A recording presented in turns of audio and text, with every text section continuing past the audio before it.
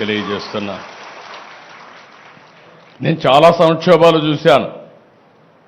నాకు ఇవన్నీ ఒక లెక్క కాదు.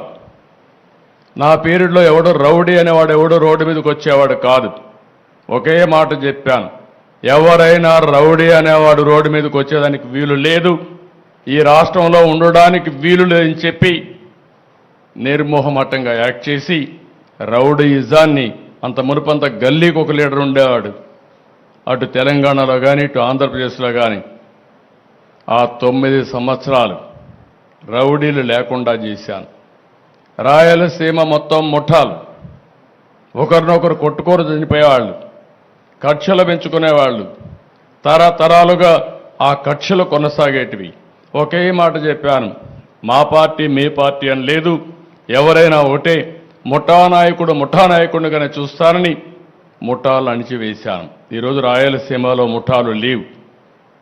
కమ్యూనల్ వైలెన్స్, మత విద్వేషాలు రెచ్చగొట్టే ఎవరైనా సరే వాళ్ళ మీద ఒక మాటలో చెప్పాలంటే కఠినంగా వ్యవహరిస్తానని చెప్పా, వ్యవహరించా. కడాన తీవ్రవాదుల సమస్య కూడా నేను ఆ రోజు చెప్పాను.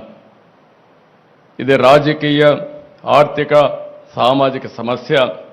ఇక్కడ ఈ రాష్ట్రంలో అభివృద్ధి కావాలంటే, ఇలాంటి సమస్య ఉండడానికి వీల్లేదంటే కడాన నా మీద కక్ష కట్టి మీకు అందరికీ తెలుసు, తిరుపతి వెంకటేశ్వర స్వామి బ్రహ్మోత్సవాల సమయంలో బాంబులతో నాపైన దాడి చేసిన, ప్రజలకు న్యాయం జరగాలి, మీకు లా అండ్ ఆర్డర్ ఉండాలి, శాంతి భద్రతలు ఉండాలనే ఉద్దేశంతో నా ప్రాణాన్ని కూడా లెక్క పెట్టుకోకుండా ముందుకు పోయిన విషయం మీరందరూ గుర్తుపెట్టుకోవాల్సిన అవసరం ఉంది.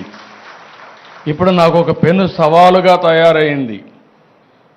మాట్లాడితే రాజకీయాలు మాట్లాడతారు, ఒక రాజకీయ పార్టీ ఆఫీసు పైన దాడి చేస్తారు.